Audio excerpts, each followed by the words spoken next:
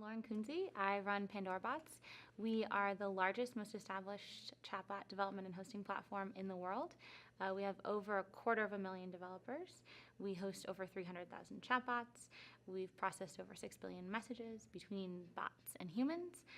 And we also build bots for large brands like Coca-Cola and Toyota. Perfect.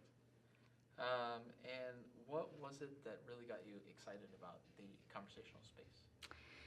Well, as I told Dennis last year, I actually built my first bot when I was 15, which was now about 15 years ago. And everyone on the executive team at my company has been in the space for about 15 years at least.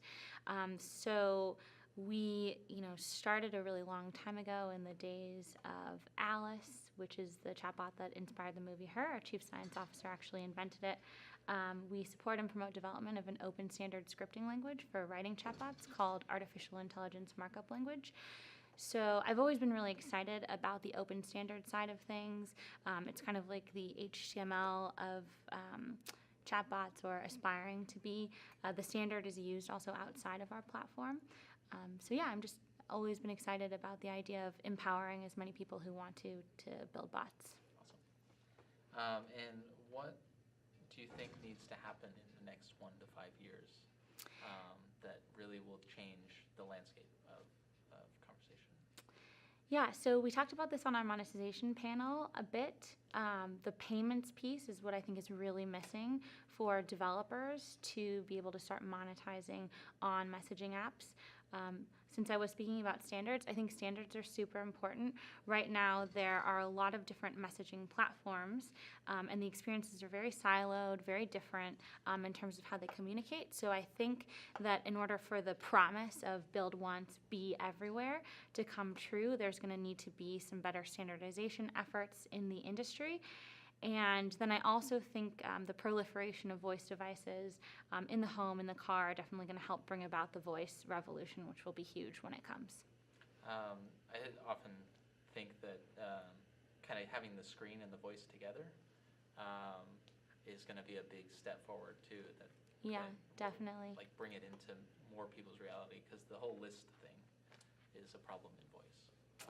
Yes, it is. And I also think for the parts of the world that aren't online yet, or maybe where literacy is an issue, or access to mobile devices, voice can also be potentially huge even without that screen, as just a new way to interface with technology. Yeah, that's a good point, for sure.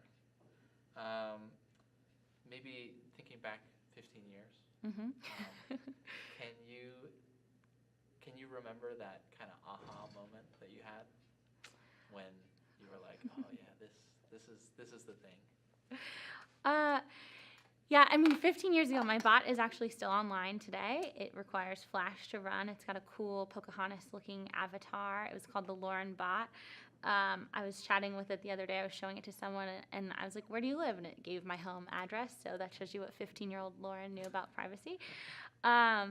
I think I actually had the aha moment more like 4 years ago, not when I built the first bot. I knew it was fun, and I knew it was something where you didn't have to have a lot of programming experience. It was actually more helpful to have writing experience and understand how people communicate. There's a great example from Bree on my panel with their voice bot that helps you choose whiskey in a store. And the first thing they did is they went into the store and they identified the problem, which is people are standing around not knowing what to do. So that's so important to design, and that got me really excited because I also have a writing background in addition to more of a science and computer science background.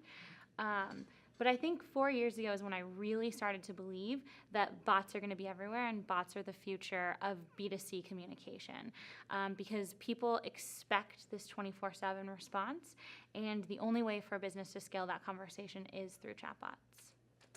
I think that makes complete and utter sense. Yeah. And so hopefully this one's fun. If you got to get one answer from your users, Mm-hmm. what would you ask them? Which users? My platform users? Oh, good point. What could Good we point. do better? Good point. How can we improve? Actually, we do ask them that. You know, we run surveys on the platform a lot, and so higher survey completion rates. Actually, we should be using a bot because bots do have higher survey completion rates than forms. We actually had that same exact conversation. We're like, why don't we have a bot on our page? Yeah, you should. I don't understand. Everybody should and will, I think. We do have we have a bot on our page, but it's not selling. Right. It's just a demo. It's just to kind of get information or show the information. Yeah, I mean, I asked, so yeah, in terms of the platform users, just what can we do better? What's important to you? I